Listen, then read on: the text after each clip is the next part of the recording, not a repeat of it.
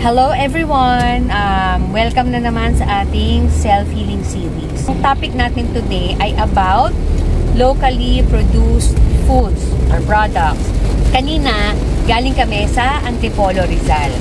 So, saan ba kilala ang Antipolo, Rizal? Diba sa suman, kasoy, at mangga. Bumili kami ng suman at kasoy. And we know naman na ang suman at kasoy ay mainam sa ating kalusugan. At ang benefits nito ay makikita nyo dyan sa screen nyo. Ano ba ang ipinupunto natin dito ngayon? If you happen to be in a certain place dito sa ating bansa and meron kayong alam or meron kayong ma-discover na locally produced nila na pagkain na alam nyo or sa tingin nyo na mainam sa inyong katawan, i-take advantage nyo na po yung time na nandun kayo at bumili na kayo ng produkto na yon.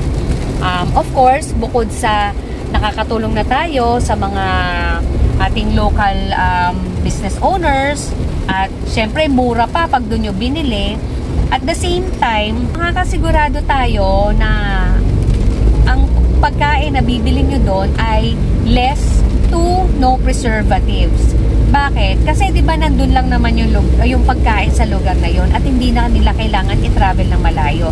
So kasi pag tina-travel pa ang pagkain at pinapadala pa sa ibang lugar, merong tendency talaga na kailangan yun i-preserve or yung bang hindi masisira agad yung pagkain. Tamang for today and until our next video. Bye!